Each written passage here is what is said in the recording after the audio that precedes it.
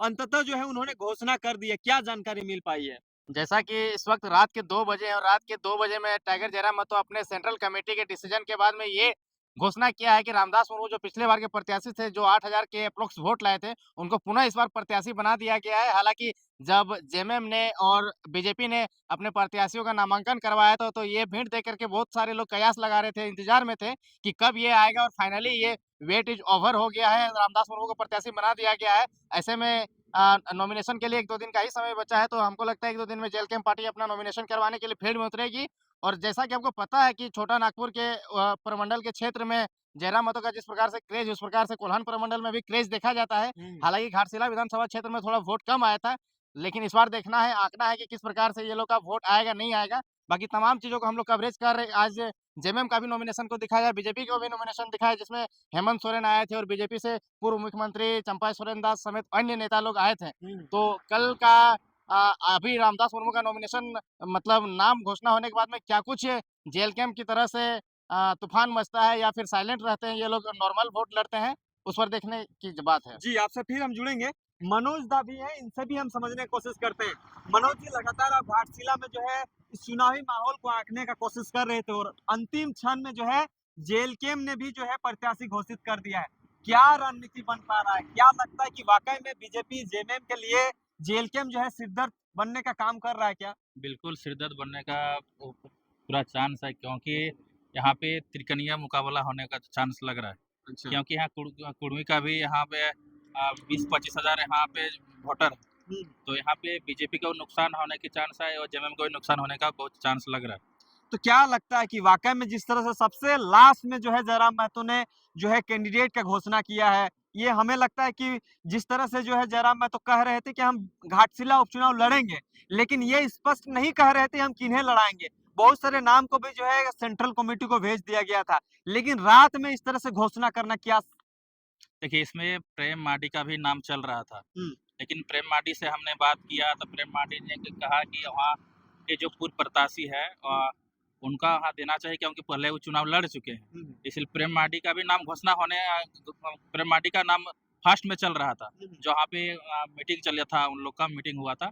उसमें प्रेम माडी का ज़्यादा लोग वोट किए थे कि प्रेम माडी को यहाँ पे प्रत्याशी घोषित किया करना चाहिए। लेकिन प्रेम माडी जी फेसबुक के माध्यम से भी देखे उन्होंने लिख दिए कि भाई जो पूर्व प्रत्याशी है उसी को नाम होना चाहिए।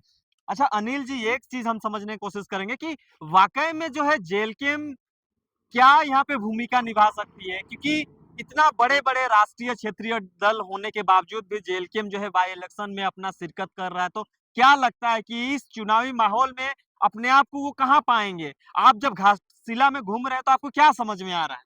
देखिए, झारखंड का बना हुआ 25 साल हो गया, लोग एनडीए से भी परेशान हो चुके हैं, इंडिया गठबंधन से भी परेशान हो चुके हैं। लोग थर्ड फ्रंट की तलाश में हैं। लोगों को ऐसा मिल नहीं पा रहा है कि ये थर्ड फ्रंट वाला लोग सरकार में आके बैठे और सही तरीके से जिस प्रकार से करप्शन चल रहा है, स्टूडेंट के लिए आवाज़ नहीं उठ रहा है। तमाम तरह के जो हेमंत सोरेन ने वादे किए थे कि बेरोज़गार भत्ता देंगे, नौकरी देंगे और तरह-तरह की चीज़ें देंगे, वो सारी चीज़ नहीं पूरा हो पा रहा है। इसलिए लोग बीजेपी से भी परेशान हैं और इंडिया गठबंधन से भी परेशान हैं। तो सोच रहे हैं कि कुछ थर्ड फ्रंट आकर के तैयार हो और उसको हम लोग वोट दें और वो हमारे लिए काम करे। जयराम मतलब बिल्कुल एक आस हैं, लेकिन पता नहीं वो कितना घाटशिला चुनाव में अपना परफॉर्मेंस दिखा पाएँगे या नहीं दिखा पाएँगे। वो तो चुनाव लड़ेंगे, तब पता चलेगा। जी। मनोज जी एक एक और एक सवाल रहे नवीन दा को थोड़ा फोन लगा नवीन दा वसील लेने की कोशिश करते हैं कि अच्छा अनिल जब से हम जानने की कोशिश करें। अच्छा जिस तरह से पहले जब चुनाव हुआ था 2024 में विधानसभा चुनाव तो घाटशिला से भी प्रत्याशी उतारा गया था, जिनको जो है अभी बाय इलेक्शन के लिए चुना गया है। उस टाइम 8,000 कुछ अप्रॉक्स वोट आया था। तो क्या लगता है इस वोट में गिरावट आएगा कि इसमें और बढ़ोतरी हो सकता है? आपको क्या समझ में आया? देखिए, जेएलकेम पार्टी की अगर बात करें इंडिविजुअली तो उस पार्टी का ग्राफ बढ़ सकता है क्योंकि जयराम महतो जिस प्रकार से घाटशिला के मुद्दा को उठाए हैं, यूरेनियम से किस प्रकार से लोगों को परेशानी होती है और तमाम आदिवासियों से लेकर के मूलवासियों से लेकर के तमाम फॉरवर्ड क्लास तक के मुद्दा को उठाया है, तो उसका ग्राफ अगर यहाँ था तो यहाँ बढ़ करके चढ़ करके आ गया है। हुँ। और बीजेपी और जेएमएम में जो वोट का जो डिफरेंस था, हार और जीत में जो डिफरेंस था, वो 22,000 था, लेकिन वो डिफरेंस जो है इस बार कम होने का चांस है और बहुत सारे राजनीतिक विशेषज्ञ लोग ये कहना है कि इस बार जो है मुकाबला त्रिकोणीय होगा नवीन दा और लाइन इस पे जुड़ बार चुके हैं और इस नवीन बार दा जो है कि 50,000 60,000 मैंने सुना था 70,000 तक ऑनलाइन में में जुड़े हुए हैं, थोड़ी वोट बातचीत डिक्लेरेशन करेंगे हो आपसे। जाएगा कि कौन जीतेगा इस वक्त। अनिल तो जी, जिस प्रकार से नवीन जी ने बताया कि हम लोग का तैयारी बिल्कुल एकदम जोरदार तरीके से है, और इनका साफ तौर पे कहना है कि सेंट्रल कमेटी के जितने भी लोग हैं, तमाम लोगों को जो है कि घाटशिला में उतार दिया जाएगा, और जो जिस भाषा में कंफर्टेबल है, मान लीजिए एसटी की आबादी यहाँ पे है क्योंकि एसटी रिजर्व क्षेत्र है ये, तो एसटी उनके जेल कैंप पार्टी में जो लोग हैं वो एसटी लोग जाकर के लोगों से कम्युनिकेट करेंगे, मुद्दा को समझाएंगे कि क्या क्या आइडियोलॉजी था जेएमएम का और वो क्या क्या नहीं पूरा किया है, बीजेपी क्या क्या उसका जो वादा था इरादा था उसको पूरा नहीं किया किया है। तो तमाम चीजें तमाम मुद्दों को लेकर के ये लोग जो है कि के पास जाने का काम करेंगे। उसके बाद लोग समझते हैं या नहीं समझते हैं मुद्दा को और किधर वोट करते हैं वो तो 14 तारीख को पता हाँ, ये चलेगा। मुकाबला कितना कठिनाई होगा जयराम माधव जी? देखिए जयराम महतो के आने से मुकाबला त्रिकोणीय हो गया है। ये तो पहले से स्पष्ट था कि या तो एनडीए जीतेगा तो या तो इंडिया जीतेगा, लेकिन जयराम महतो एक ऐसे धुरंधर है जो कि 2024 के उपचुनाव में 12 लाख 13 लाख वोट ला करके ये सिद्ध कर दिया है कि हम भी राजनीति में अपना अस्तित्व रखते हैं, पहचान रखते हैं, या तो हम खेल बिगाड़ सकते हैं या तो हम खेल जीत सकते हैं। तो इस प्रकार का काबिलियत किसका का खेल बिगाड़ेंगे लग रहा है इस बार? एनडीए या इंडिया का बिगाड़ेंगे, दो ही तो ऑप्शन है, दोनों में से किसी एक का बिगाड़ेंगे।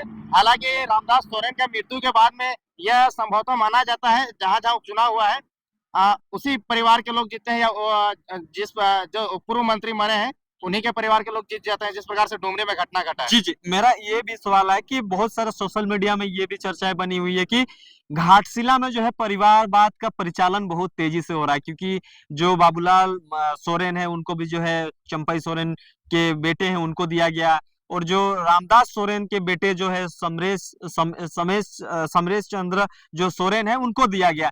तो इस चीज़ों में जयराम महतो क्या भूमिका निभा रहे हैं कि परिवारवाद को तोड़ना चाह रहे हैं? क्या मतलब बनता है इस चीज़ों से? आज हमने भानु प्रताप शाही जो पूर्व मंत्री रहे थे, स्वास्थ्य मंत्री, उनसे बात किया परिवारवाद को लेकर के, तो उनका साफ तौर पे कहना है कि परिवारवाद आज से नहीं है, कई सालों हर पार्टियों में रहता है। कांग्रेस में भी परिवारवाद चल रहा था, जेएमएम में भी आप देख सकते हैं परिवारवाद चल रहा है, बीजेपी में भी परिवारवाद चल रहा है। तो परिवारवाद कोई नया चीज नहीं है।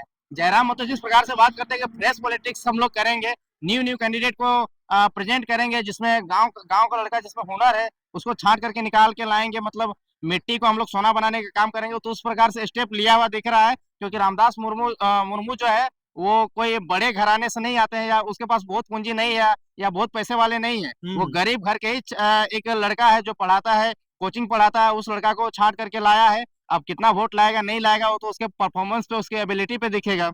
अच्छा, एक अंतिम सवाल रहेगा। जयराम महतो इस उपचुनाव में किसी को समर्थन भी दे सकते थे, बीजेपी को या जेएमएम को समर्थन दे सकते थे, लेकिन उन्होंने समर्थन किसी को नहीं दिया।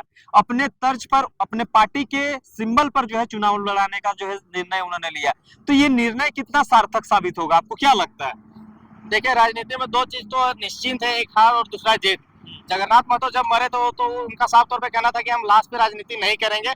मेरा सच्ची श्रद्धांजलि जगन्नाथ महतो के लिए यही होगा कि हम वहाँ पे कैंडिडेट ना दें, लेकिन क्योंकि वो डुमरी विधानसभा क्षेत्र था, उसका पार्टी उस समय पूर्ण रूपेण स्टेब्लिश नहीं हुआ था। अब क्योंकि ये एक रजिस्टर्ड पार्टी हो गया तो उनका भी कर्तव्य बनता है, हार या जीत तो होना ही है। जहां मेरा पकड़ नहीं बना है उन क्षेत्रों में जाएंगे तो मेरा वोट परसेंटेज बढ़ेगा, लोगों से जुड़ाव बढ़ेगा, मेरा मुद्दा बढ़ेगा, लोगों से मेरा इंटरेक्शन बढ़ेगा। तो कितना दिन चुप चुप चुप बैठे रहे, अपने आवाज को लोगों तक ना पहुंचाए।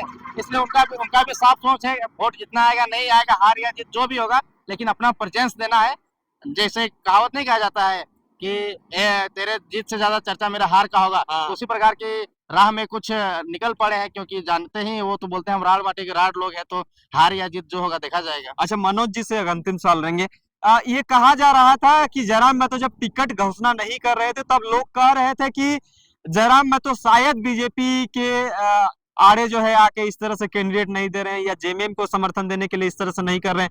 तो वाकई में आज उन्होंने जब टिकट की जो नाम का घोषणा उन्होंने किया, तो क्या लगता है कि वाकई में किसी को चुनौती देने का काम कर रहे हैं, किसी के बातों को इग्नोर करते हुए उन्होंने अपने पार्टी को ही प्राथमिकता देते हुए वहां का कैंडिडेट दिया? क्या लगता डुमरी में जो धनबाद में जो मीटिंग हुआ था उसमें यहाँ के कोल्हान के जो टीम गए थे, उन लोग को साफ कहना है कि कैंडिडेट नहीं दीजिएगा तो लोग सोचेंगे कि ये लोग डरे हुए हैं, डर से नहीं दे रहे हैं, इस प्रकार का जो भावनाएं थे लोगों का। इसीलिए उन्होंने साफ तौर पे जो इन लोग का मांग था कि अगर हम लोग कैंडिडेट नहीं देते हैं तो लोग क्या सोचेंगे, इसलिए उन्होंने कैंडिडेट यहाँ पे दिए।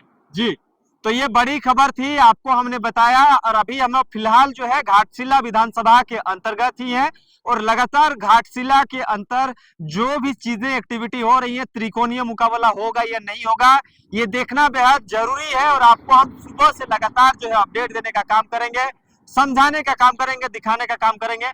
कुछ बोलिएगा।